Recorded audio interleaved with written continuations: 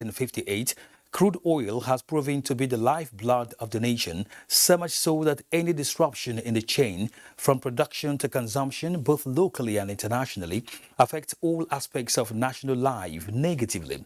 This is because oil became the major foreign revenue earning to the nation from independence till date. Over a period of time, Nigeria experiences intermittent disruption in oil supply chain, either due to increase in pump price of petrol, pipeline vandalism, or negative eruption in the international market, such as the current hostilities in Ukraine and other oil wars in the global market. In all these situations, the economy goes down through foreign revenue earning, domestic shortages leading to high cost in transportation, negative impact on the energy consumption, and other incidentals. Just recently, the country got enmeshed in lack of petrol, first in the Federal Capital Territory FCT and the mega city of Lagos, and gradually spilled over other states. The situation prompted a high cost in transportation, food scarcity, and almost paralyzed electricity supply in the country, with other attendant consequences. However, the quick intervention of President Muhammadu Buhari and major stakeholders is rekindling the supply chains in the oil and gas industry, and the bleeding economy is now coming back on track. The long and unabated queues at the petrol stations are disappearing, while transportation fees are gradually adjusting back, with other economics ticking up. The government on its own has gone back to the drawing board to find a lasting solution to the challenge and ensure that the nation never experiences a repeat situation. But the citizens need to change attitude and trust the government so that all parties will be in one page to drive the economy and achieve national aspiration faster. Tonight, our focus is on petrol supply chain, availability and pricing. We have updates from zones as usual, and our guest is Dr. Kayode Obeifa, Transport and Logistics Consultant, a former Lagos State Commissioner for Transportation, a former Secretary Transportation, FCT. I am Kenen Ima Abodike. Welcome.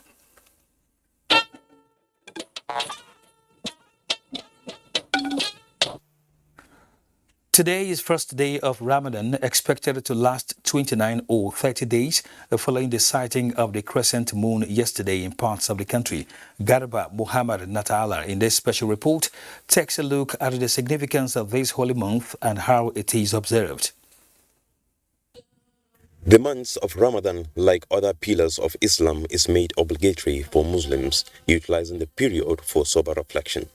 This they do by fasting, making supplications to Allah, reading the Holy Quran, among other several acts of worship. In this month of mercy, the well-to-do are expected to cater for the needy. It is believed that bountiful rewards from Allah awaits those that diligently observe the month, even as Muslims become their brothers' keepers, giving the less privileged a sense of belonging.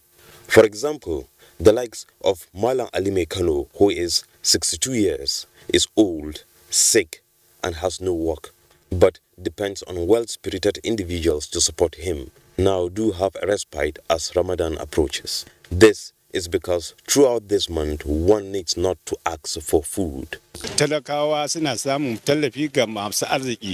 The same goes for Abdullahi Laden, although his condition is quite different, as he earns from the little fruits he sells, yet depends on wealthy individuals to support him.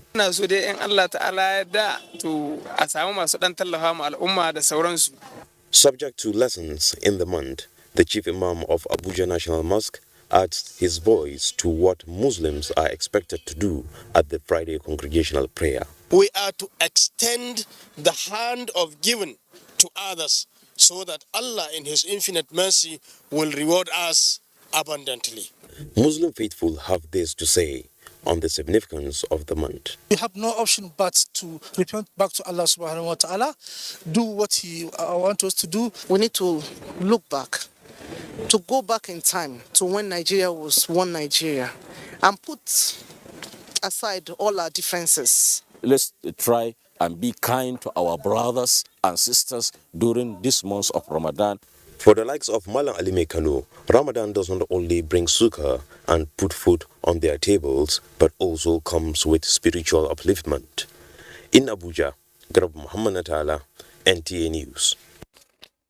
Meanwhile, President Muhammadu Buhari, in a message to Nigerians and Muslims all over the world, said the period offers a unique opportunity to feel the hunger experienced by the poor so as to feel what it is like to be deprived and marginalized. Muslims, the president emphasized, should seek greater personal discipline, which is necessary for the realization of a great nation. He advised Muslim elites against food waste and extravagant spending, while others face hunger and destitution, urging that they should care for their neighbors, the poor, and the marginalized. He also called for prayers for peace in the country and beyond, and for healing and harmony throughout the world. He wished all Muslims a successful completion of the 30-day fasting period.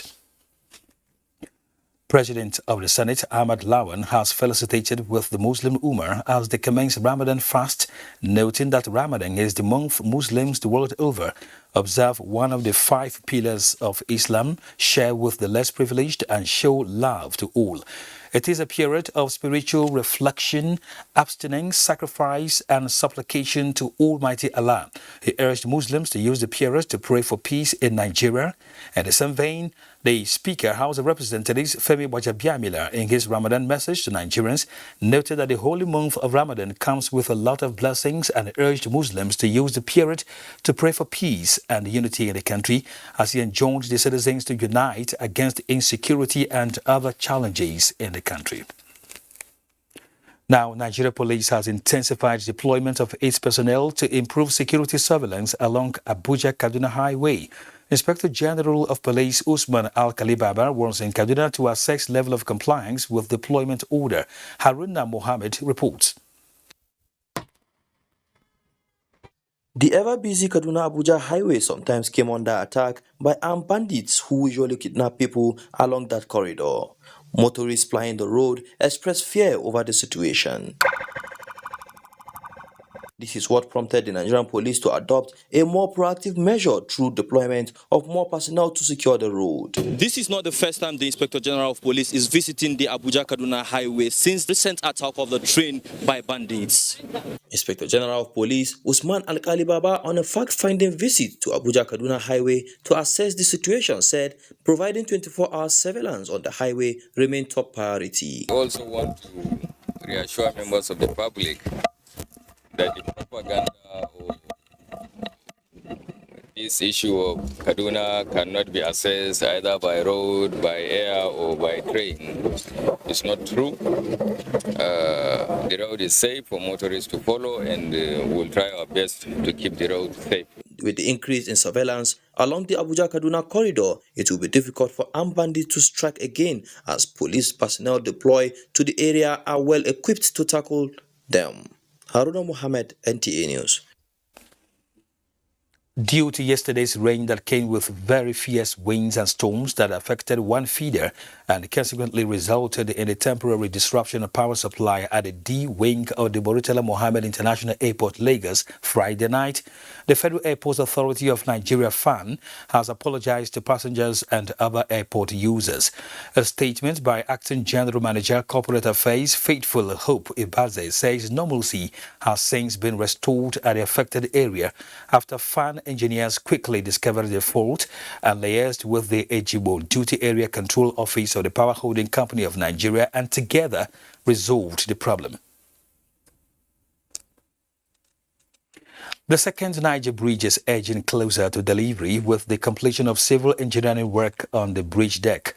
The Minister of Finance, Zainab Ahmed, has described this historic moment as a strong justification of the huge financial resources committed to the project by the federal government. She inspected the project alongside the team from the Nigerian Sovereign Investment Authority. Austin Edomodu tells us more. This is the final casting of the remaining 5 meters gap linking the entire bridge from the west to the east approaches. This milestone signifies the end of civil engineering work on the second Niger Bridge in tandem with the April deadline.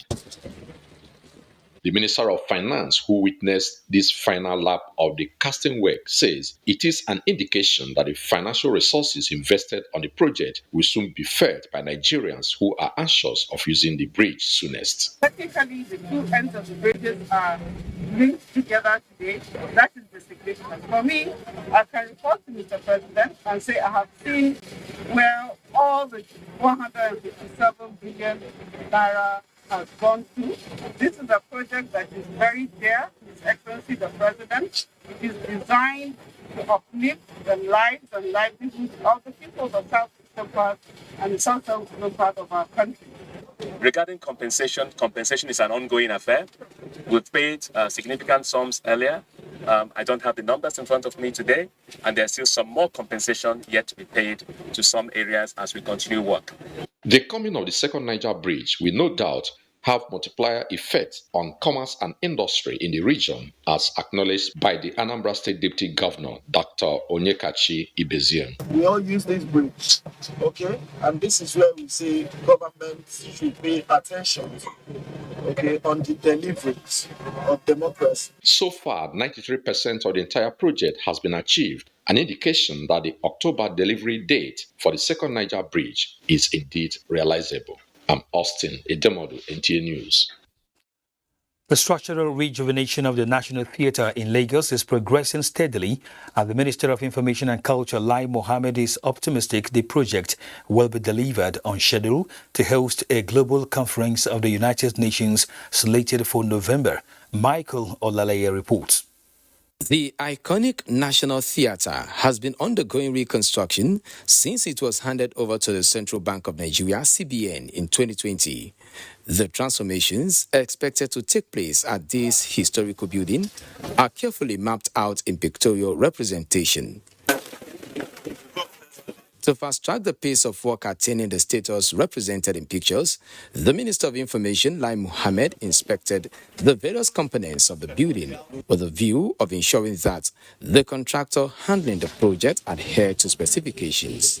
He commended the tremendous progress made so far, with high optimism that, starting from November 2022, the center will play host to international events. From what you see, you would not appreciate half of what has gone on. I think we have crossed the Rubicon, and by the time we come back, we'll all see that a lot of work has been buried under. Although the reconstruction of the National Theatre will cost the Bankers Committee $100 million. But beyond investments, the governor of the CBN appreciated the vision of the president at ensuring that spaces are provided for youth through the creative industry, with the expectation that once commissioned in November, the foundation of the 4 verticals, music, movies, IT, and fashion hubs, will be laid. It is going to be business where the monies will be realized again. And I'm happy that foreign investors are already showing interest, and I want to place it on record that we have received inquiries even from the United States from investors who have said that they are interested in taking a look at not just the National Art Theatre, but also the creative opportunities that we are developing around here. Lagos State is not just providing funding, but dredging of the area and establishing connectivity through rail and the waterways, the final output of which will make the state attractive for international events. There is an entertainment event that we're taking to Atlanta. Lagos is actually, or Nigeria is actually going to Atlanta, the hip hop, award. But it's also because there's no place, like the National Art that we will, so that will be the very last time that would happen. So subsequent years, we'll be bringing America back here. A similar inspection is expected to take place in the next 2 months, and the goal is to give a total facelift to the entire 44 acres of land housing the National Theatre. In Lagos, Michael Olaleye, NT News.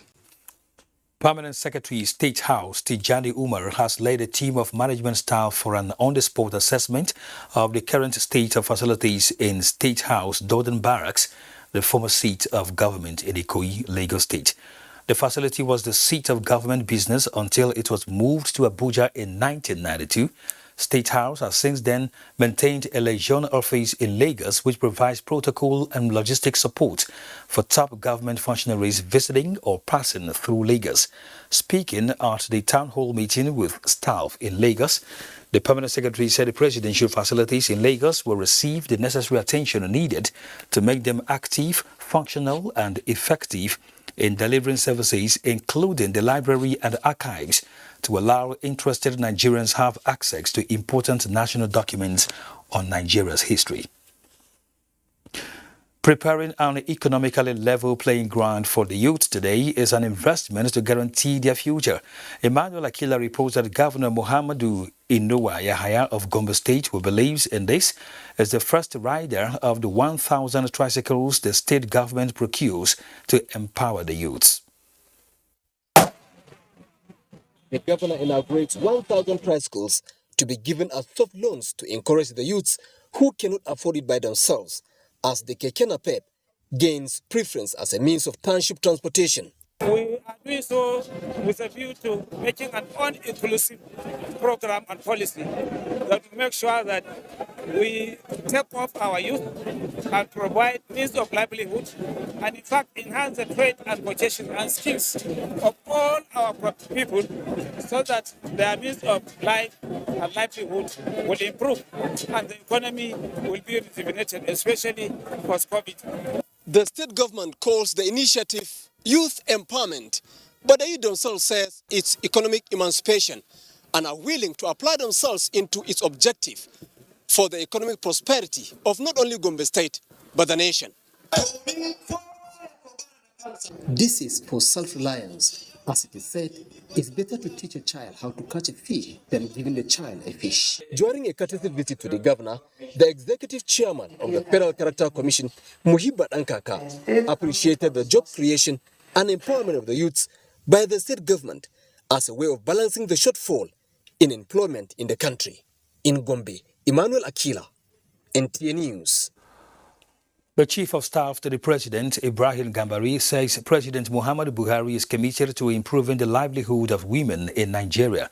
He stated this in Abeokuta, Ogun State during the flag-off of the World Bank-assisted Women Empowerment Program. Leko Abunde reports. At the flag-off of the first phase of Women Empowerment Program, which was designed to empower women in 6 states, the Chief of Staff to the President, Ibrahim Gambari, says the intention is to lift over 100 million women out of poverty.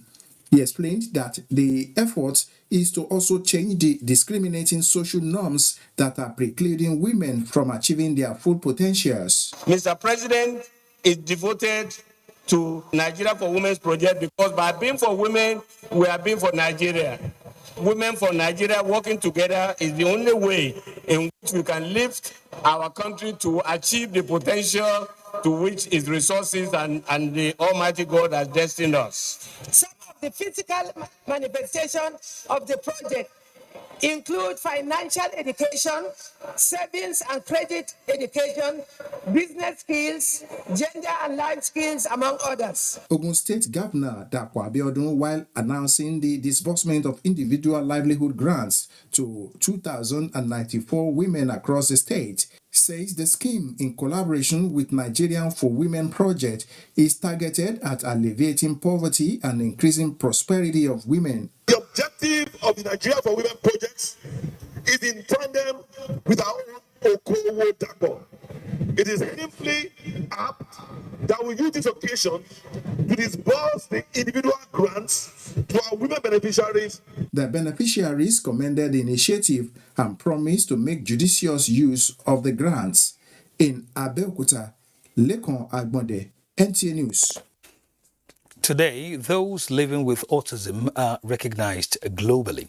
A recognition not to create stigma, but telling the world the special potentials inherent in this set of humans. Abdulmalik Hassan, however, tells us how the 2022 edition took place in Abuja. Autism, a neurodevelopmental disorder that impairs the ability to communicate and interact with others effectively.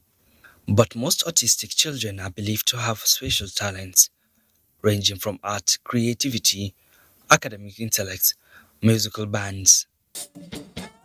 Here a team-up musical band They are autistic in nature, but their performance is wonderful.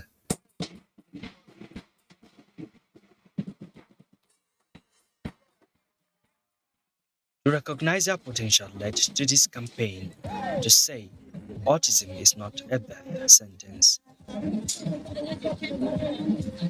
The theme for this year's World Autism Awareness Day is inclusion in the workplace. What does that mean? That some people with autism have grown, so we have to give them an opportunity to contribute their quota to society.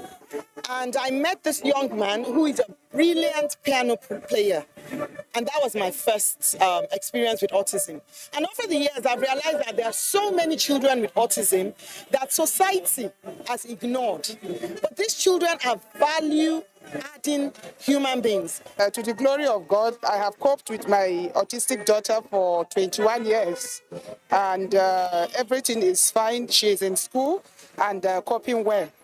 And if you notice anything different about your child, it's very, very important you take the child for diagnosis so that the early detection will help the child to be corrected on time. This campaign targets to change the mindset of those who feel ashamed of having autistic children and give them the care they deserve. Abdulmalik Hassan, NTA News. In other stories, President Muhammadu Buhari felicitates with Chief Fatai Olaniyi Adebenro, Oshi of Owu Kingdom and Baloro of Ewaland on his 80th birthday, April 3, 2022. President Buhari joins family, friends and associates in celebrating the milestone heralded by many years of service to the nation and the humanity. He extols Chief Adebenro for always putting the interest of the nation first in all his undertakings. The president prays for his good health and strength as he turns 80. In the same vein, President Muhammadu Buhari joins family and friends to rejoice with the former First Lady of Lagos State, Christian Otedola, on her 90th birthday. In a letter to the celebrant, President Buhari noted her selfless service and charitable works when she served as First Lady of Lagos between 1992 to 1993, while extolling her many contributions to the people of Ebe, most recently the building and dedication of St. Peter's Catholic Church. The President wishes her many years in good health. You're watching Weekend File on the NTA. Time for our first break. Stay. I just show myself, fuck my whole team win. Get data unlimited to experience Dance Unlimited on Glow TV. Watch Battle of the Year and other amazing TV content with Glow TV data plans that will make you dance. Dial *777# to choose the right data plan for you. Dear friend, how are you? I can smell the goodness of Easter around you. But wait a minute. Do you know you can enjoy Easter in luxurious comfort like never before? Because this Easter, Bedmates Furniture invites you to discover new levels of comfort with furniture that brings life to your home. Seriously, now is your last chance to have a memorable Easter and beyond. From 21st March to 20th April 2022, get furniture you love at unbelievable low prices with free gifts in our showrooms. Hurry now before others choose the finest units you want. My son has always dreamt of being in the spotlight. That's why I give him Born Vita for everyday vitality that gives him the strength to pursue his dreams. Born Vita, strength to dream. Not too much Glow Bracket Plus is here. Existing Glow customers will get 400% bonus on every recharge and 100 MB data bonus on first recharge of the month. New Glow customers will get 1,000 Naira welcome bonus. To activate, buy a new Glow SIM today or dial *777# for existing Glow customers. Our pastors, our imams, in every church, in every mosque, Please realize that in the course of praying for peaceful and transparent elections, we all have duties beyond prayers. If we want a stable society before, during, and after the elections, what should you be saying to those that worship with you? All Sundays and all Fridays, you are saddled with the responsibility of bringing up good generations. It is therefore your duty to both man and God to ensure peace all the time, no matter about elections alone. People talk to people and people listen. Talk to your followers. Make them listen to ensure peaceful 2023 elections. This message from the National Orientation Agency.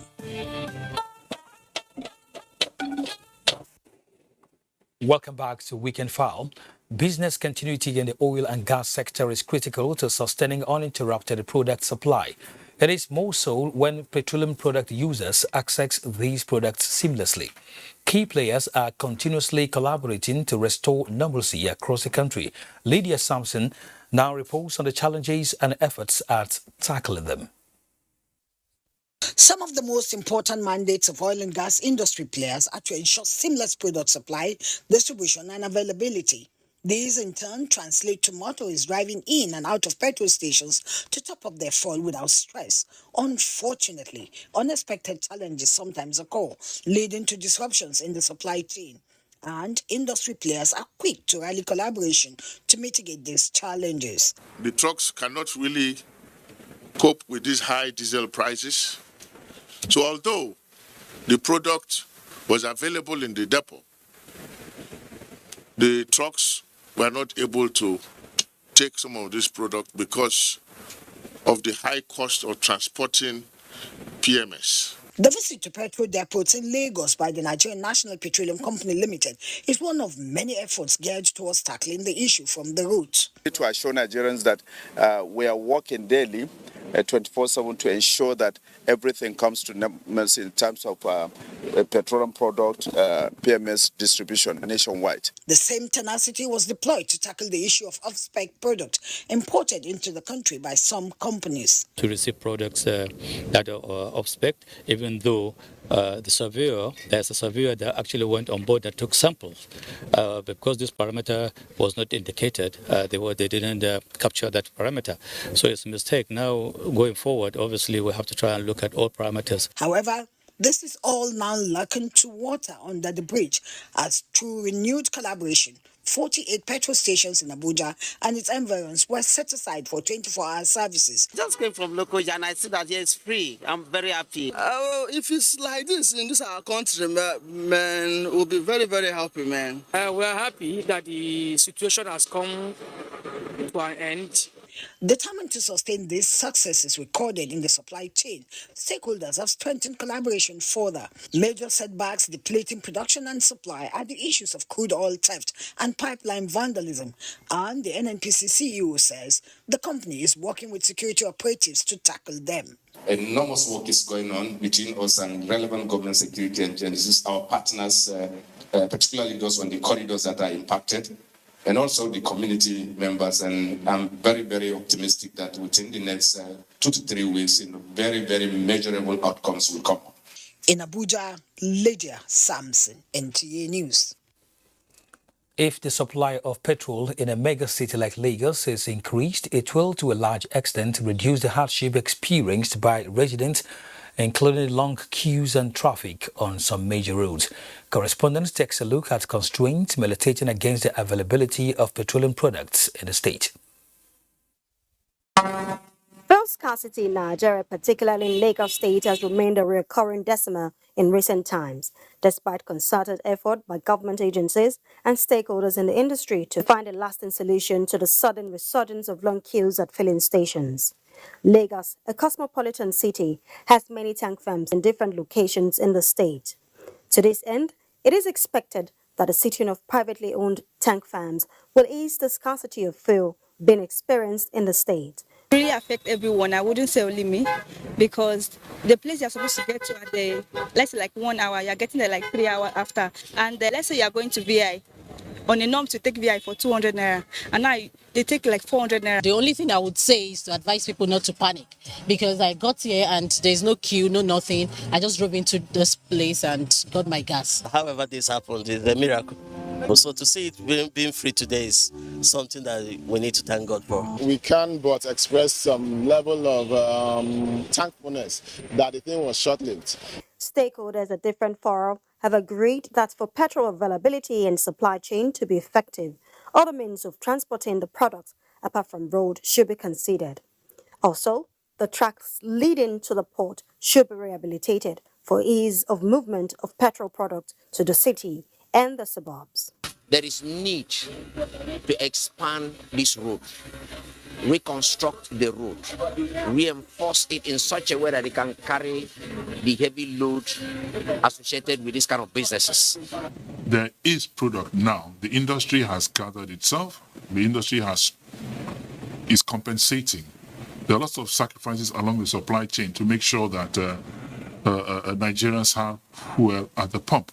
While government agencies are working round the clock to improve supplies, stakeholders have however called for a holistic approach to the supply value chain for the availability of the petrol, thereby putting an end to the recurring queues noticeable at filling stations across the state. In Lagos, Kende Adebisi, NT News. And joining us via Zoom in Lagos is of course, in our Lagos studio is our guest tonight, Dr. Kayode Obeifa, Transport and Logistic Consultant, former Lagos State Commissioner for Transportation, former Secretary, Transportation FCT. Dr. Obeifa, you're welcome to Weekend File. Welcome to Weekend File. Very much. Oh, well, of course, in the past weeks, many Nigerians found it very difficult to have access to petrol. We saw petrol stations across the country with so many queues, some having access to the fuel with some levels and degrees of difficulty. But things appear to be leveling up now. Normalcy has actually returned in most parts of the country as far as the situation is concerned. Well, as a consultant, how would you appraise the situation that occurred within the period in Lagos where you stay? Thank you very much. I've had opportunity during this period to have traveled through Lagos, Federal Capital Territory, Abuja, Kaduna, and Kano State. So I can speak with regards to these measures. I've also taken time to speak with stakeholders in the industry for us to share notes as to what the situation actually has been. Let me say that the situation is now under control. It's an unusual one, and it's not really a perennial situation because we've not had this situation of queue-up for many years back.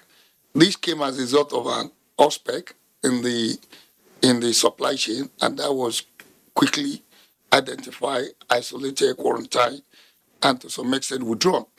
And when you have this kind of situation for a liquid product, the process of withdrawal is not as you will expect with a solid or physical product. You will have problem of what you call reverse logistics because the supply chain is not designed to go backward. So that created an issue. Then with that came the issue of panic. And then also came the issue of a reduction in the capacity to really distribute because some of the tanks, some of the petrol station tanks, some of the depot already had the Oxford product. But by and large, the NNPC and all the other subsidiaries were transparent enough to give the necessary information of the Oxford, what they have done to get it out of the system and what they were doing. However, the fear had already been set in, the supply chain had already been disrupted, and because of that, you will now have problem of one, reversing the logistics and then returning the logistics back. And that was what we experienced for the first 4 weeks. But you also have, along this period, the problem of the war in Ukraine, between Ukraine and Russia, two one of the major giants in energy supply, gas. That caused the price of crude to go up. The price of diesel went up. There was also shortage of diesel. And you have to move these products also in tanks because have over or close to 4,000 kilometers of pipeline had also been compromised. So they have to find a way to breach the cost of moving the product so that the price doesn't go above the unexpected. So we must give some commendation to the players, all the stakeholders in the petroleum supply chain industry for managing that period. For me, having followed the situation in Lagos, it's green, it's okay. It was well managed. And also, let us note the queue itself and the period of scarcity was not destructive. When I say was not destructive, was not what we're used to. When this situation happens, you see the price at the pump price getting out of control, both at major marketers and other independent. This time around, the stakeholders were able to manage the situation and be able to control all this. So we must also give kudos to the regulatory agencies that were just recently inaugurated via the Petroleum Industry Act, that is the Nigerian midstream and downstream authority. Then you also have the NNPC, the Ministry of Petroleum and Petroleum Resources, and all the other, the marketers, the independent marketers, the major marketers, the depot managers, the retailers, and all of them. And then the Petroleum Tanker Driver Association of NUPEN. Everybody came together, they faced the issue, and I believe they deserve commendation in this regard. Well, kudos to all the stakeholders, particularly the federal government and the major stakeholders that ensure that normalcy was returned in that sector. But you would notice that while that problem lasted, it appeared that there was an attitude by most Nigerians because even while the product was scarce, so to speak, we also saw the same products being sold everywhere in what they call a black market. That's a very negative attitude on the part of Nigerians. So what would be your advice on that? For me, action and reaction are equal and opposite.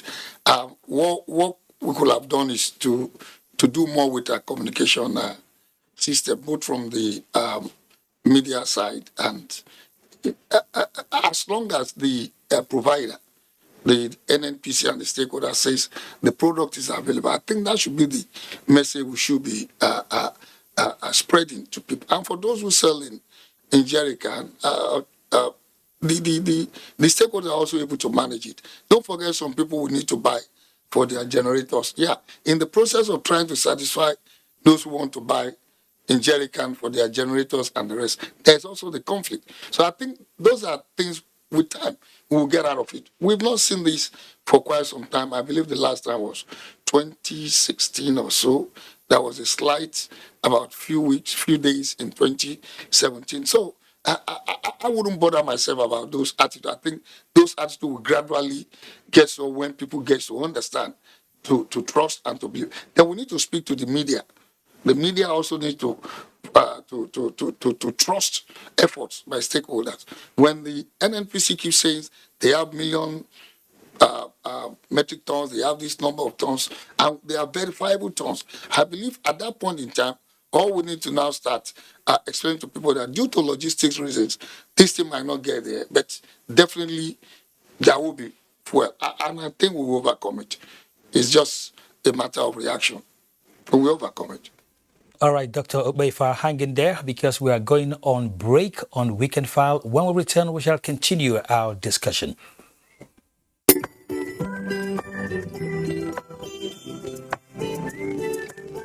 I find the strength I need every time that I look into your eyes. I know they worry, cause I know say you there by my side.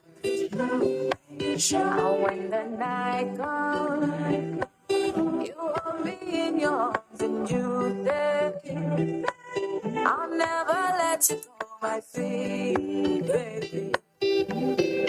No matter what I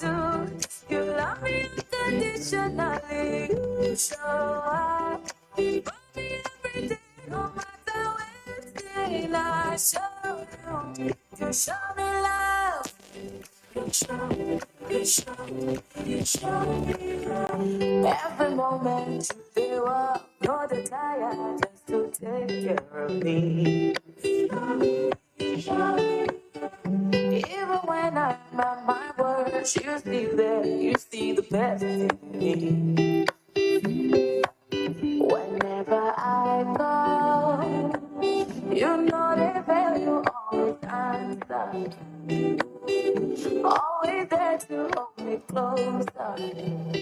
You never let me down.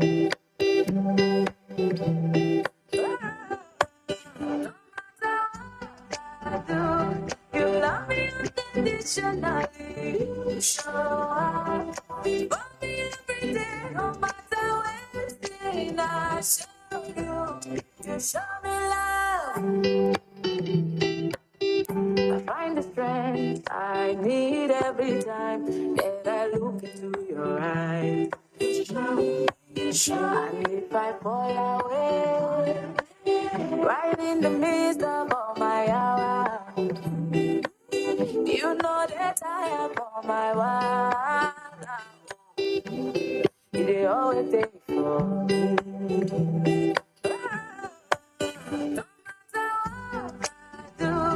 You love me unconditionally. You show up for me every day, no matter where it's been. I show you, you show me love. You show me, you show me, you show me. No matter where it's been, I show you, you show me love. You show me, you show me, you show me love.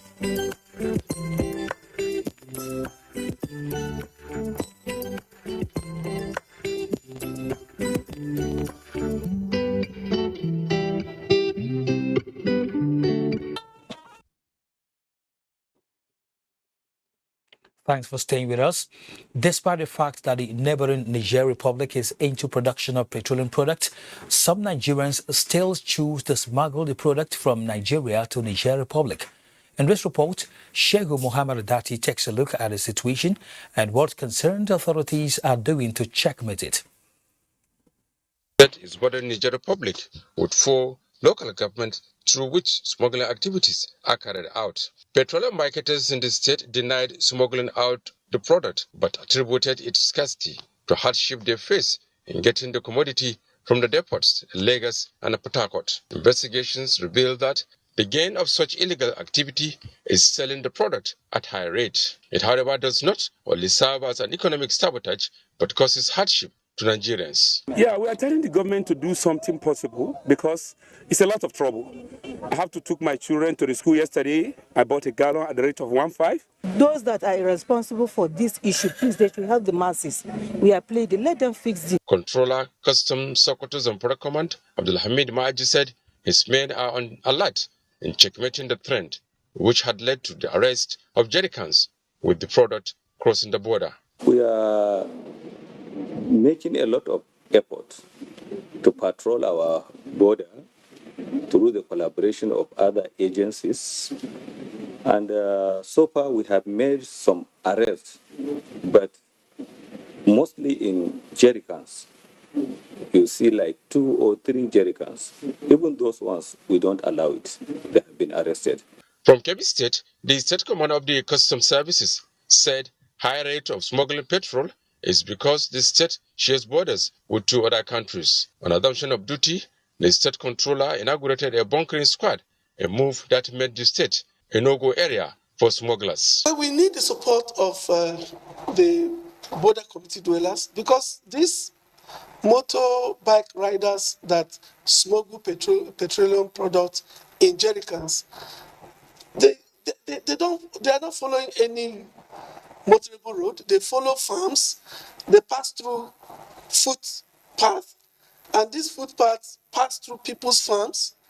Give us information. In Zamfara State, stakeholders in the petroleum industry have denied smuggling of the product across borders, even as a liter is still being sold above 200 naira in most filling stations. There has been no report whatsoever of any smuggling because we receive reports every day from the depot, from all other places and stakeholders, and we have never received any report of smuggling.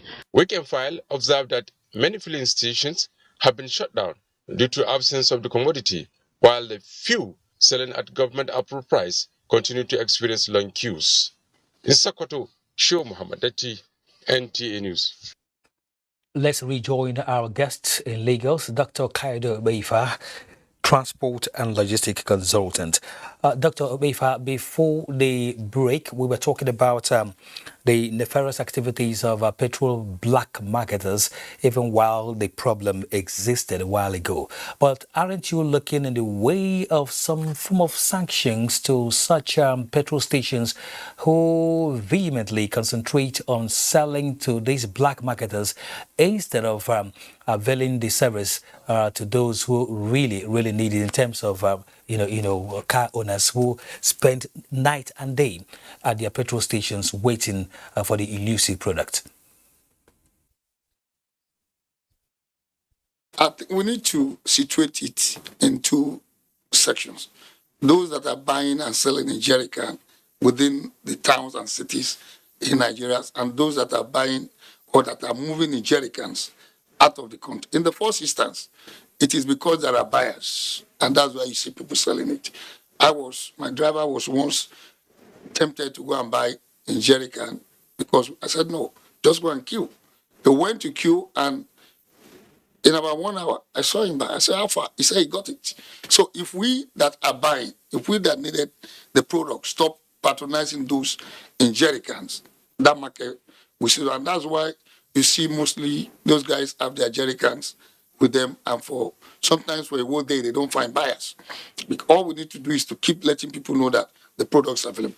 On the issue of those who take it across the country, these are socioeconomic issues. It's price differential. Nigeria sells at 162, 165.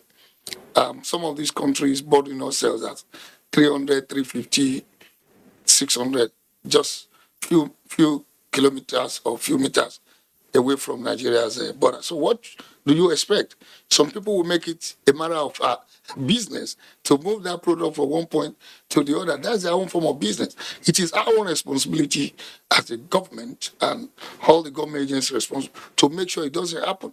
So things that we may not know, I know very well, is that those that are engaged in these activities are always being sanctioned. And like your reporter also posited, some of those stations are being shut down. So as long as there are price differential between countries and between cities, between spatial environment, you will see this kind of activities. And by and large, I think it's a major issue for our security operatives, the customs, and the rest, to make sure if we are able to bring down the level of these activities, then it will stop. But as long as you have price differential, it becomes lucrative for people to move from one point to the other.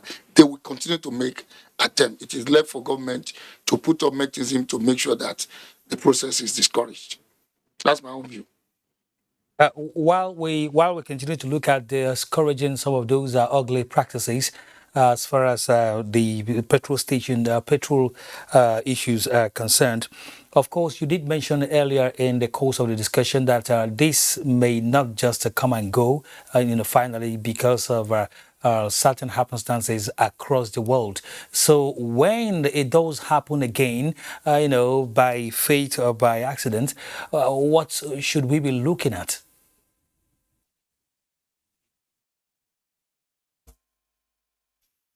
And people all over the world need to understand that energy is a universal currency and is determined by international situations and occurrences. As long as the prices of crude increases, there will be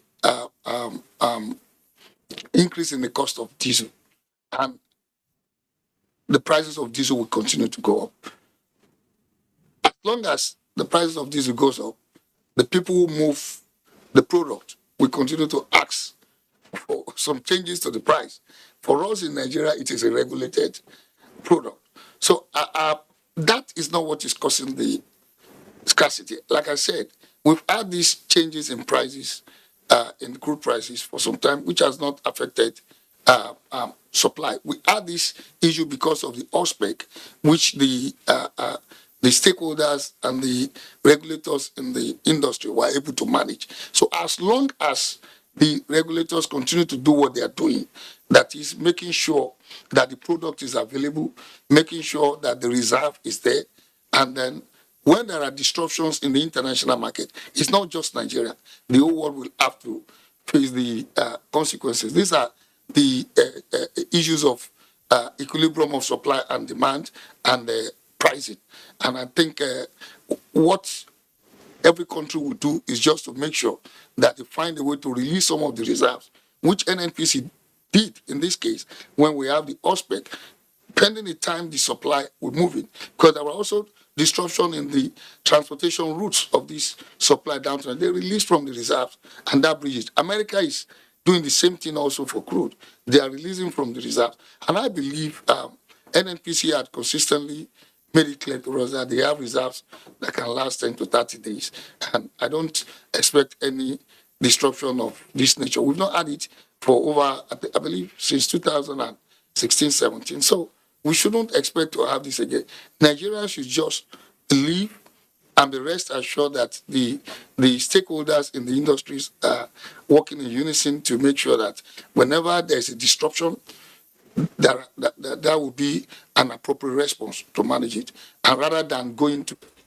Thank you very much, Dr. Kayode Obeifa, Transport and Logistic Consultant. Thanks indeed for your submissions on Weekend File tonight.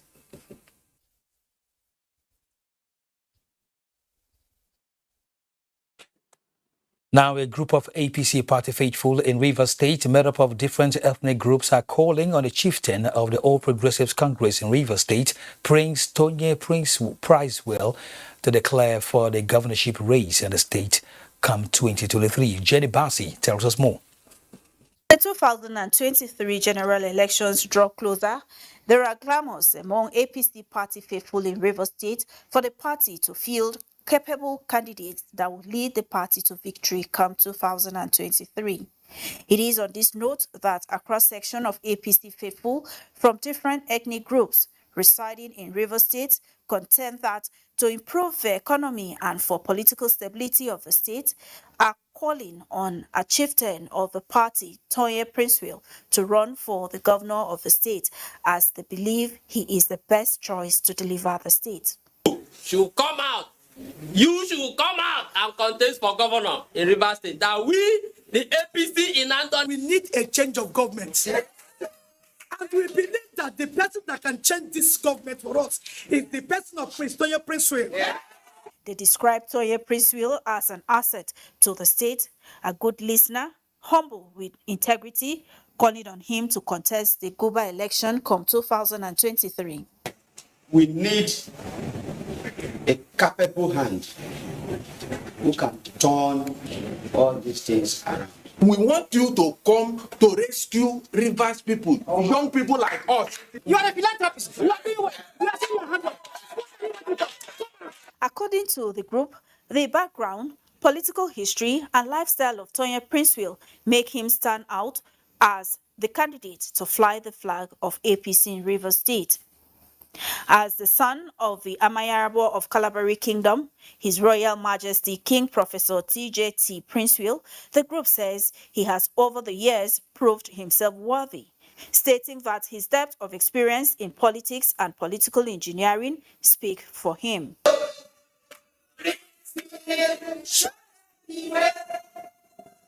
In Port Harcourt, Johnny Bassi, NTA News. We have one more commercial break for you. That in the last decade, this country has been at different wars trying to keep the peace and promote the sovereignty and the integrity of the country. The troops are doing their best. The president has given them all the necessary tools. It is left for us as young people and as Nigerians to give them all the support we can.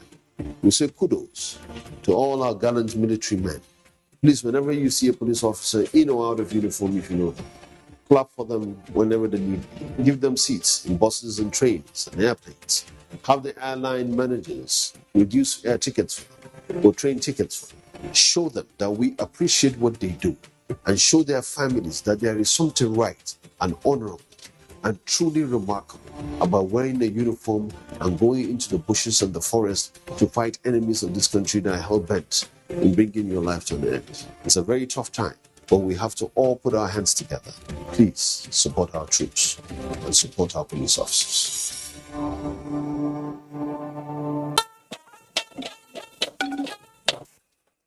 Next is sports update. The 2022 season of Higher Institution Football League (IFL) is set to commence this April with registration and accreditation of teams of institutions of higher learning across the country. Over 60 institutions will trade tackles with one another through the qualifying and group stages scheduled for May across cities in the country. These games is more than football.